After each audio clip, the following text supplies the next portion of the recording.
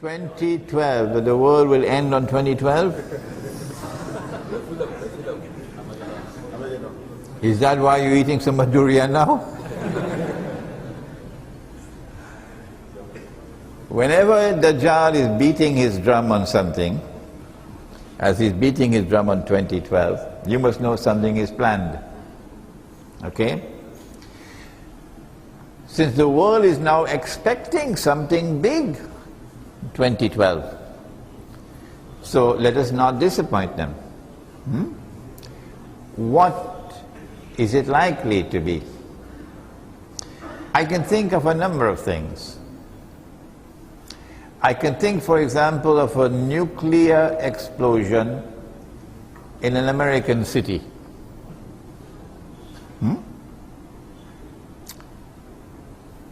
I can think about Israel launching her war to destroy Pakistan's nuclear plants and nuclear weapons, and simultaneously attacking Iran to destroy Iran's nuclear plants.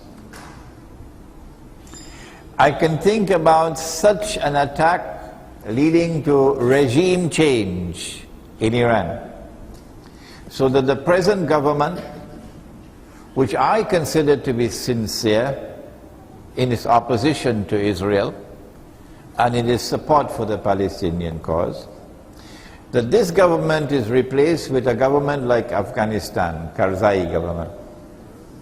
And when that happens, then it will fulfill another hadith about Dajjal. The Prophet said that Dajjal will be followed by 70,000 Jews from Isfahan wearing their Persian shawls. I can think 2012 is the attack on Pakistan will not only destroy its nuclear plants and nuclear weapons, but that they'll have to break up Pakistan to ensure that Pakistan can never rise again and rebuild their nuclear capacity.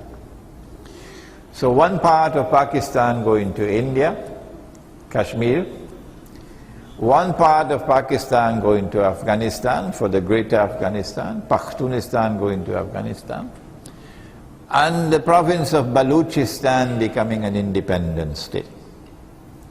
If that happens, then China is finished. China can never again be a superpower once Baluchistan becomes an independent state. Why? Because there's a Chinese-built port on the Baluchistan coast facing the Gulf of Oman at a place called Gwadar. The Chinese intend, and the Pakistanis have now agreed, that Gwadar will become a naval port, not just a port, a naval port. If it becomes a naval port built by the Chinese, maintained by the Chinese, then Chinese nuclear-powered submarines and Chinese nuclear-powered ships can now have a fighting chance to patrol that area and to protect Chinese oil import. Because without oil, China is gone.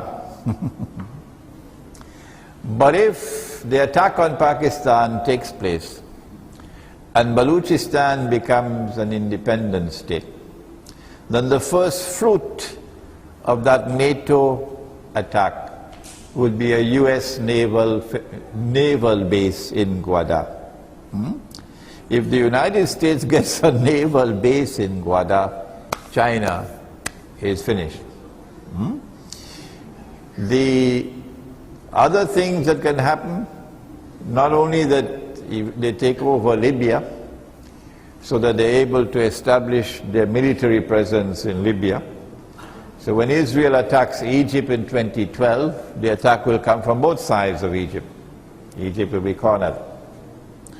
But finally, that by 2012, maybe before that, but by 2012, they're able to get rid of the regime in Syria.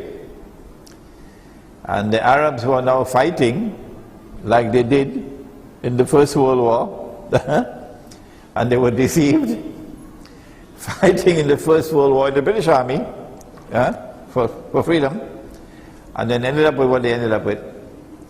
Those Arabs who are now fighting with American support against the Syrian regime in what I call a Yankee jihad will eventually succeed. And when they succeed and they take over Syria, the implication will be that Russia would lose its naval port on the Syrian coast. That naval port in the Syrian coast is the only access that Russia has for a military presence in the Mediterranean Sea.